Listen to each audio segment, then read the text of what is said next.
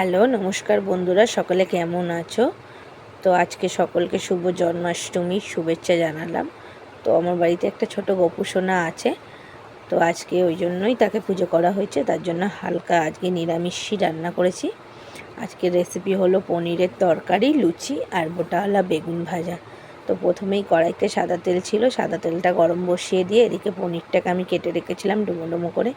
পনিরটাকে একটু লাল লাল করে ভেজে নিলাম, তারপরে তার মধ্যে ডুমো ডুমো করে কেটে রাখা আলুটাকে লাল করে ভেজে নিলাম। তারপর কড়ার মধ্যে তেজপাতা, শুকনো লঙ্কা, গোটা গরম মশলা ফোড়ন দিলাম, আদা, জিরে আর টমেটো, কাঁচা লঙ্কা বাটা দিলাম।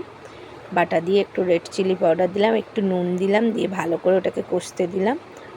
কষা হয়ে গেলে ওর মধ্যে আমি আলুটা দিয়ে ভালো করে জল দিয়ে আর একটু ফুটতে দিলাম।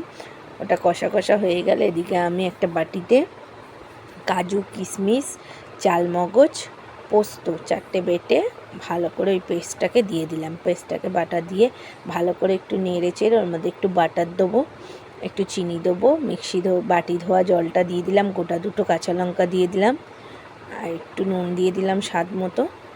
দিয়ে ভালো করে ওটাকে নেড়ে চেড়ে একটু গুঁড়ো গরম মশলা ছড়িয়ে দেবো, ওপর দিয়ে পনিরটা দিয়ে দিলাম, দিয়ে ভালো করে ওটাকে নেড়ে একটু ভাপে চাপা দিয়ে দিলাম।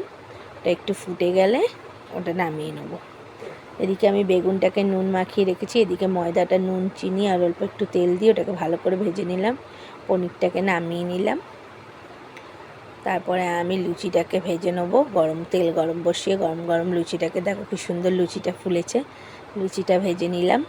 তারপরে আমি বেগুনটাকে একটু ভেজে নেব। বেগুনটাকে লাল লাল করে ভেজে নিয়ে ওর মধ্যে একটু পোস্ত ছড়িয়ে দেবো। আজকের ডিনার হলো রাত্রিরে বেগুন ভাজা, লুচি আর পনিরের তরকারি।